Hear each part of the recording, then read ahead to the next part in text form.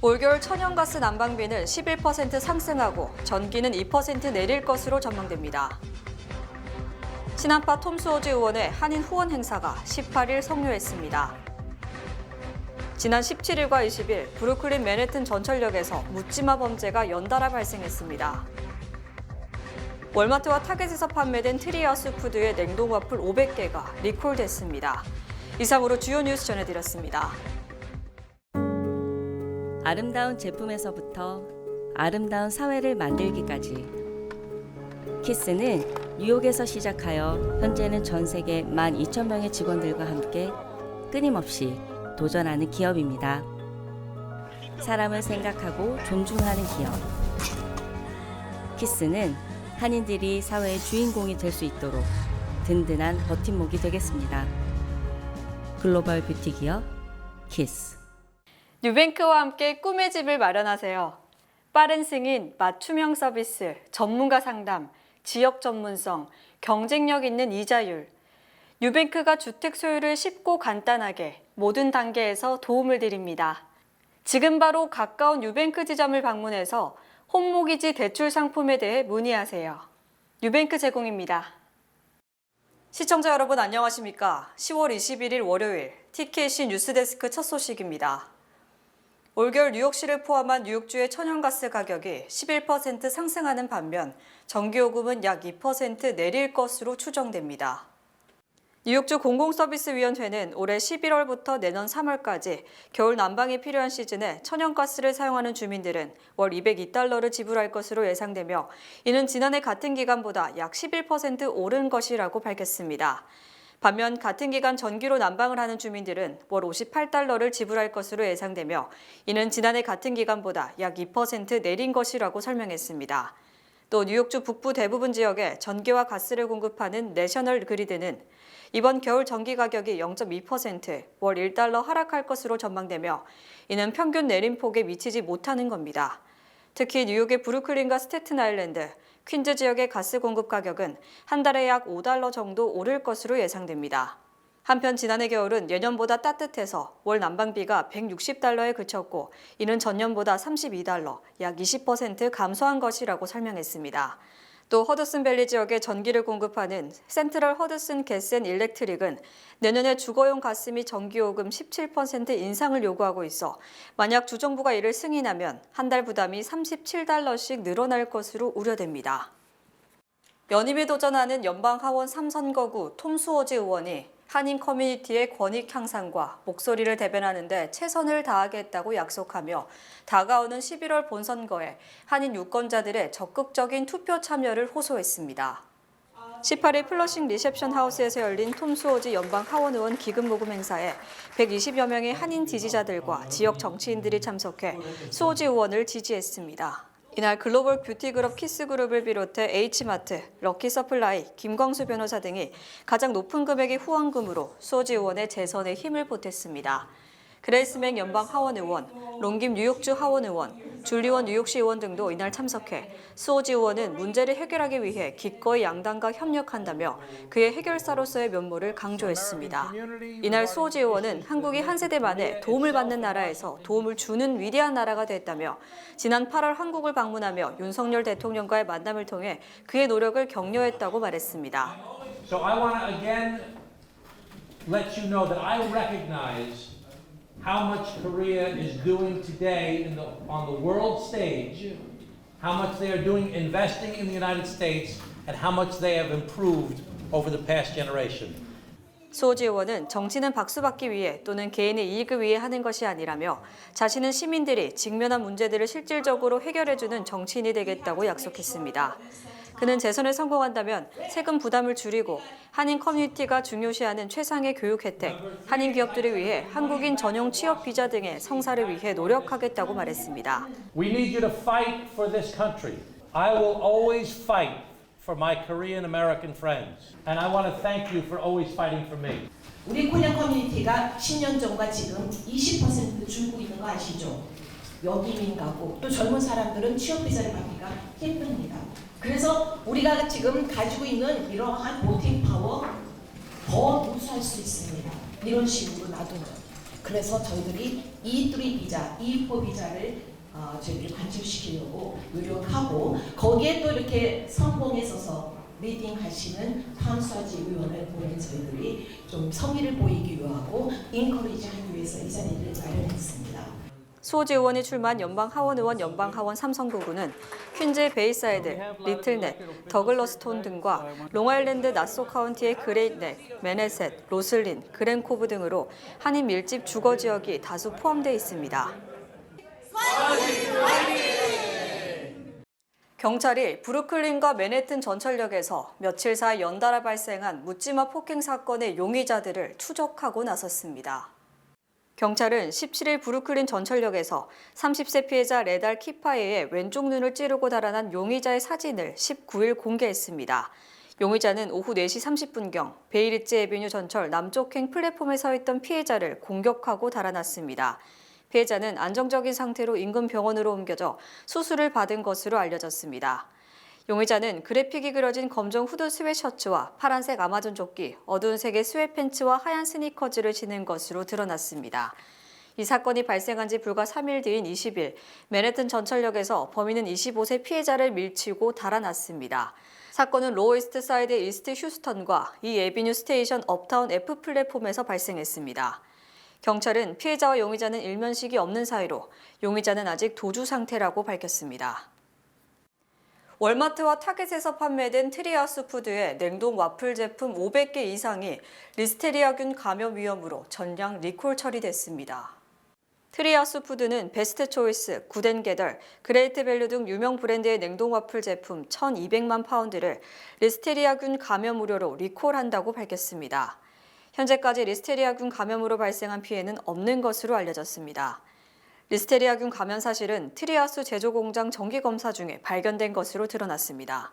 트리하우스는 고객들에게 리콜 대상 와플을 버리거나 환불받으라고 전하며 고객들은 제품 관련 문의사항이 있는 경우 월요일부터 금요일 아침 8시부터 오후 4시 30분까지 트리하우스로 전화하면 된다고 덧붙였습니다.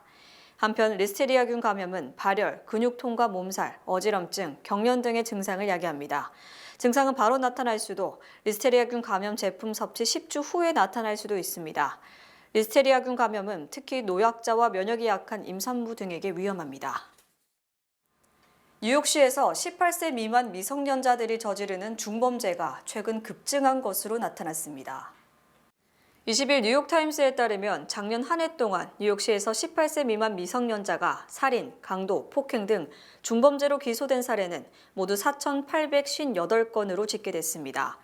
이는 7년 전인 2017년 3,543건에 비해 37%나 늘어난 숫자입니다. 같은 기간 미성년자가 사람을 심하게 다치게 하거나 총기나 칼 등 흉기를 동원해 중범죄를 저지른 경우는 28% 늘었습니다. 특히 강도 행각을 벌인 사례는 52%나 증가했고 살인사건 역시 2017년 10건에서 2023년 36건으로 훨씬 많아졌습니다. 뉴욕시경의 마이클 리페트리 범죄통제 전략 책임자는 대부분의 청소년 범죄는 청소년을 대상으로 한 범죄라고 말했습니다. 이들이 성인이 돼서 더 심각한 범죄를 일으킬 전조가 된다고 지적했습니다. 연방수사국의 범죄 통계에 따르면 뉴욕시의 미성년 중범죄 급증은 전국적 추세를 반영합니다. 미성년자 중범죄가 늘어나는 이유를 놓고 일각에선 솜방망이 처벌이 이를 초래했을 수 있다는 주장이 제기되는 한편 코로나19 팬데믹 이후 뉴욕시의 범죄율이 전체적으로 높아졌을 뿐 미성년자들이 특별히 중범죄를 더 저지르는 건 아니라는 반론도 나왔습니다. 미주 한인사회 최대 규모의 의료 네트워크 서울 메디칼 그룹의 2024년 연례 메디케어 킥오프 행사가 18일 성황리에 개최됐습니다.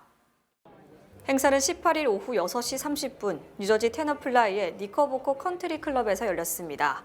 이날 행사에는 미 건강보험사 관계자들과 한인 에이전트, 주치의들이 대거 참석해 자리를 빛냈습니다.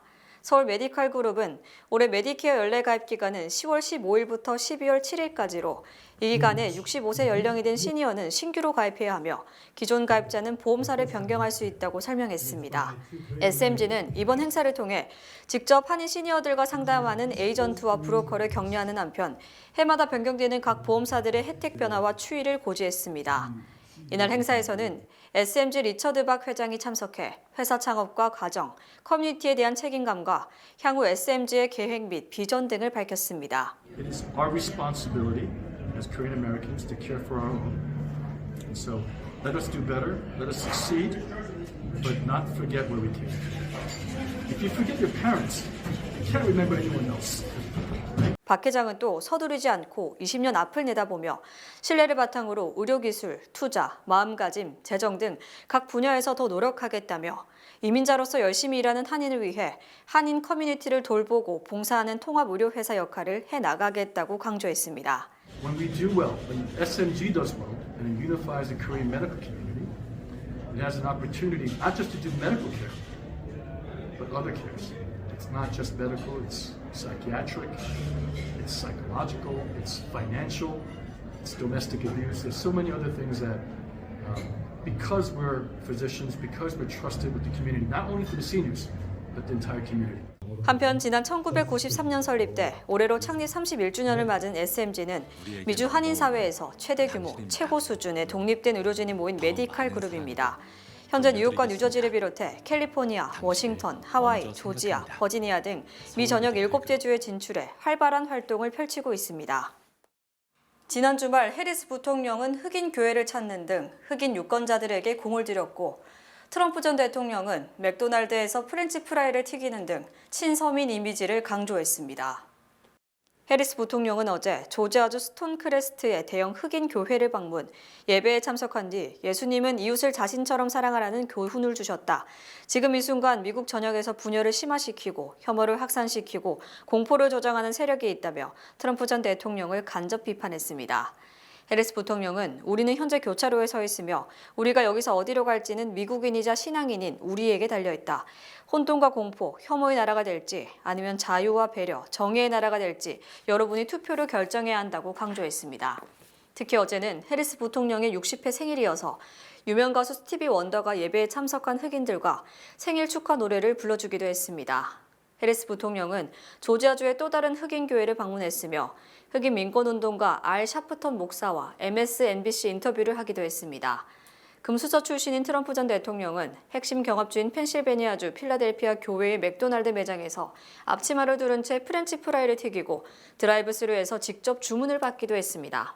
트럼프 전 대통령은 미국의 대표적 서민 음식점인 맥도날드에서 서민적 이미지를 강조했고 나는 여기에서 즐겁게 일하고 있다. 이 일에는 고도의 전문성이 요구된다며 맥도날드 등 패스트푸드 종업원들에게 친밀하게 다가갔습니다.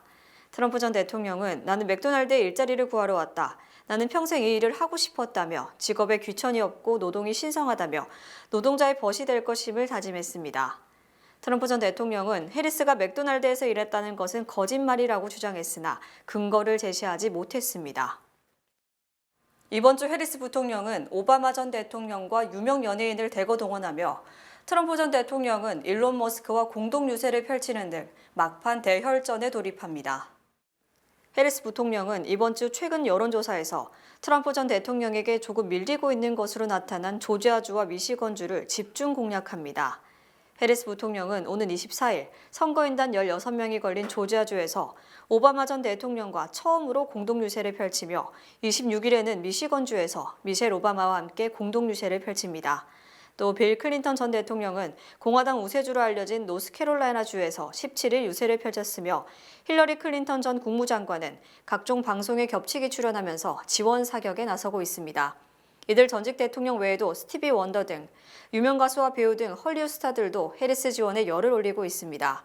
반면 트럼프 전 대통령은 공화당의 주류 정치인들과는 관계가 좋지 않고 전직 대통령의 지원도 받지 못하는 상황에서 본인의 개인기에 의존하고 있으며 다만 일론 머스크 테슬라 최고 경영자와 동반 유세에 나서고 있습니다.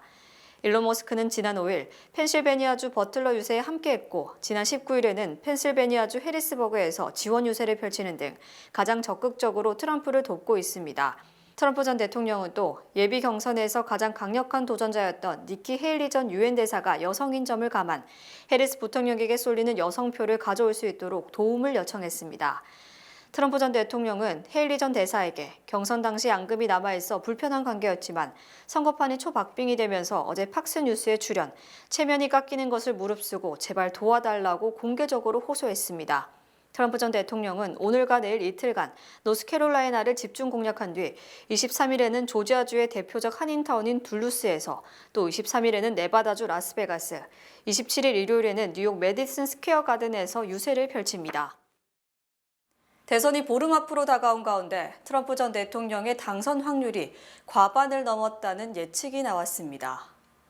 정치 전문 매체 더일과 선거 예측 사이트 디시전 데스크 HQ는 트럼프 전 대통령이 이번 선거에서 승리할 가능성이 52%로 해리스 부통령 42%를 앞질렀습니다. 더일은 같은 조사에서 트럼프가 해리스를 앞선 것은 8월 이후 처음이라며 의미를 부여했습니다. 더일은 8월 조사에서는 해리스 부통령의 당선 가능성이 54에서 56%에 육박했고 트럼프 전 대통령은 44에서 46%였습니다. 이달 초까지는 두 후보 모두 50%로 막상막하였으나 19일 조사에서 균형이 깨졌다고 전했습니다.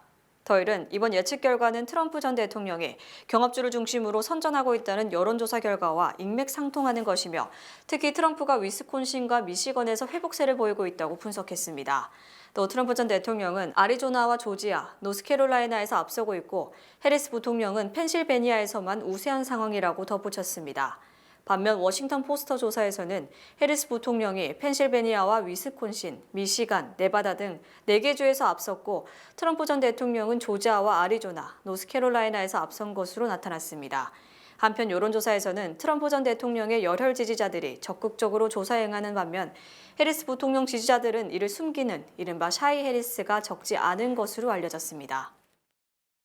지난 9월 말로 마감된 2024 회계년도 연방재정 적자 규모가 코로나19 당시를 제외하면 사상 최대를 기록한 것으로 집계됐습니다.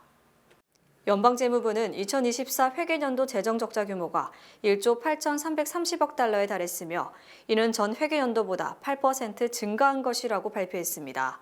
이는 이달 초 의회 예산국이 밝힌 재정적자 추정치와 거의 비슷한 수준입니다.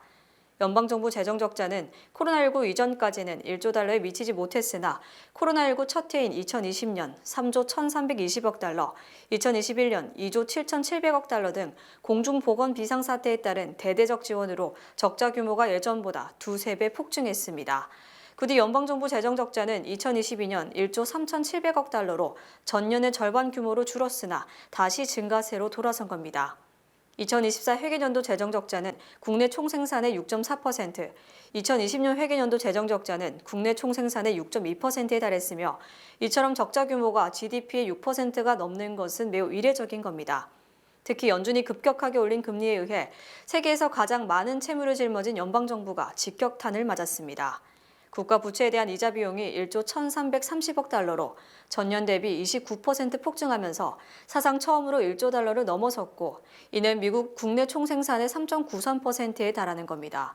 또 소셜 시큐리티 지출은 1조 5,299억 달러로 전년보다 7%, 메디케어 지출은 1조 500억 달러로 전년보다 4%, 국방비 지출은 전년보다 6% 각각 증가했습니다.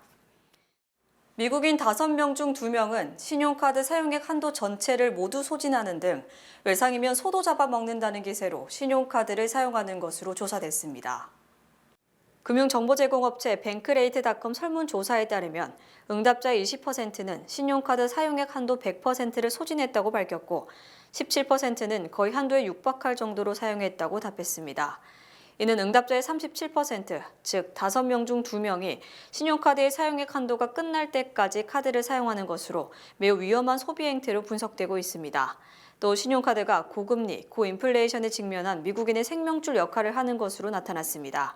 신용카드 사용액 한도를 사실상 모두 사용한다고 답한 사람들 중 54%는 물가 상승을 이유로 꼽았고 38%는 예상치 못한 긴급 지출 상황, 32%는 다른 신용카드 빚을 갚기 위해, 즉 돌려막기 때문이라고 답했습니다.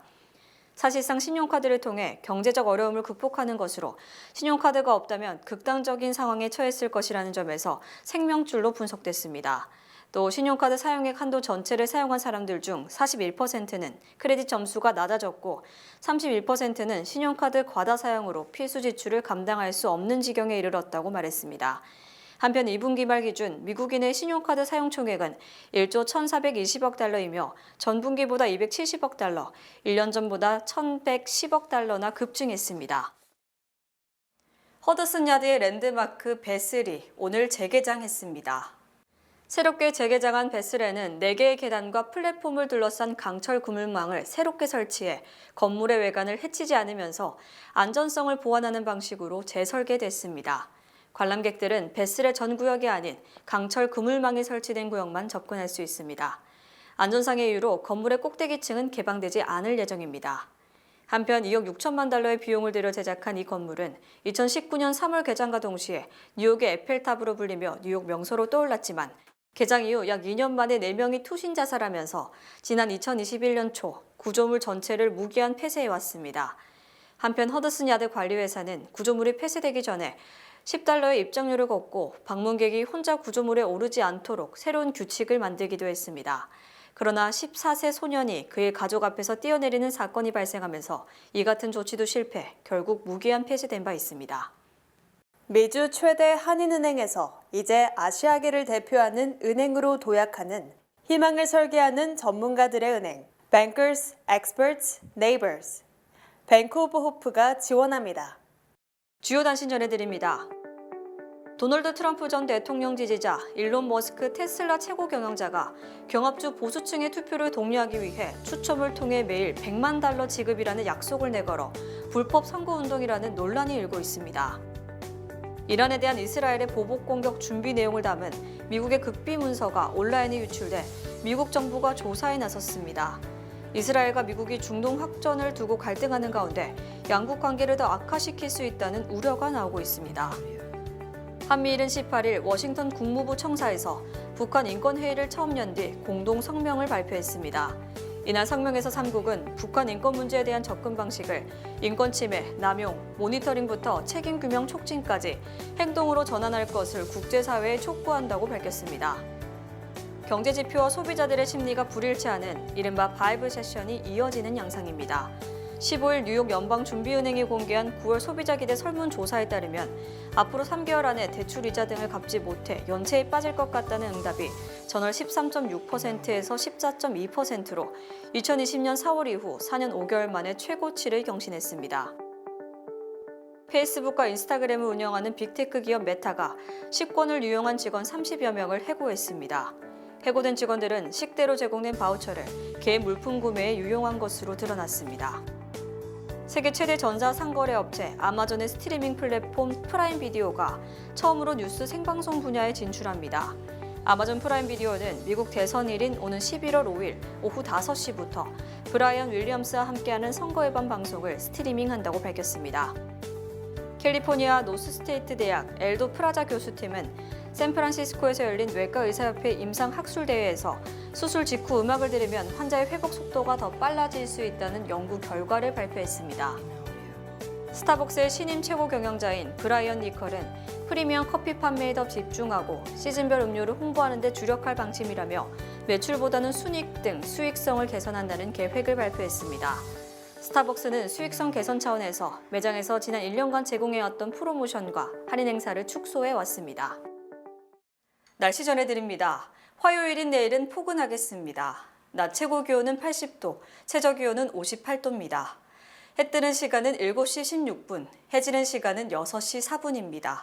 이상으로 주간 날씨와 세계 날씨 전해드립니다.